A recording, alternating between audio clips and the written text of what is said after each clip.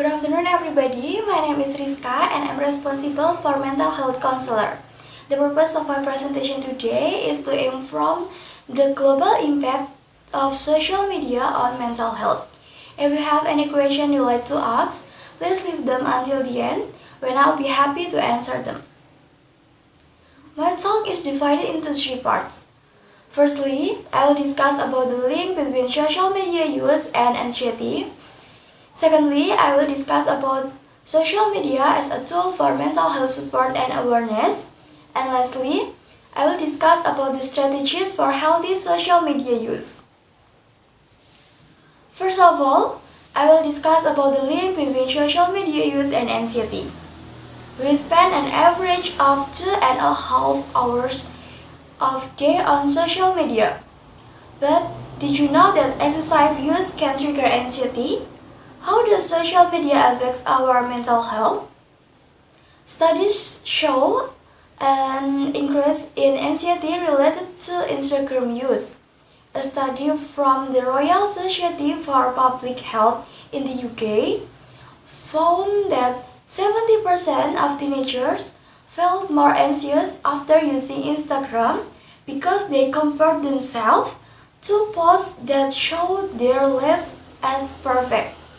In addition, the algorithms of platforms like TikTok or Twitter are designed to capture our attention by showing content that triggers strong emotions, such as controversial news or negative comments.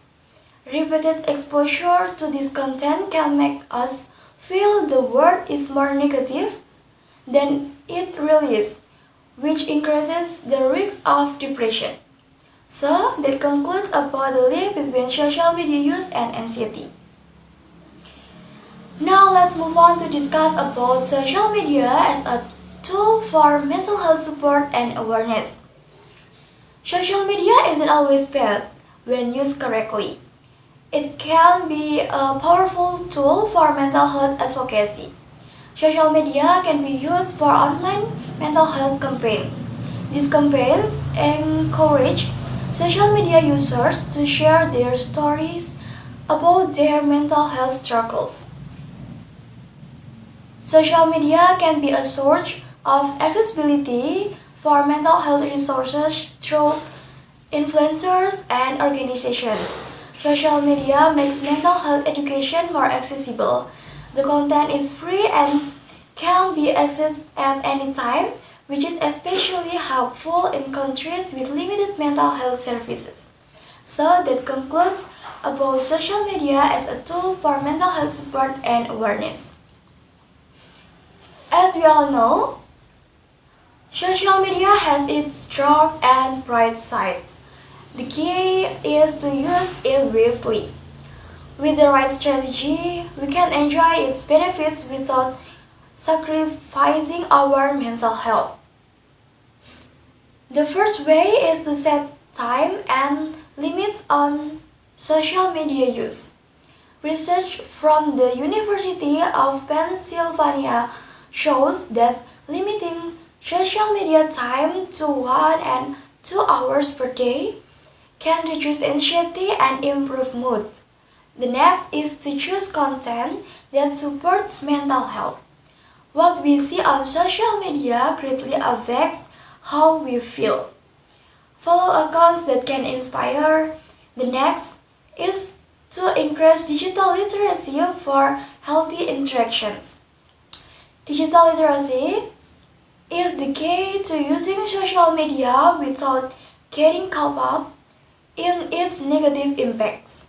Learn how to recognize unhealthy content such as fake news or toxic comments and avoid engaging in it. That brings me to the end of my presentation. Thanks for listening. That's an overview of the global impact of social media on mental health. Now, just to summarize, let's quickly look at the main points again. The first is about the link between social media use and anxiety. Second is about social media as a tool for mental health support and awareness. And the last is about the strategies for healthy social media use. In conclusion, Social media can be stressful, but it also connects us to support and can be used healthily if we know how.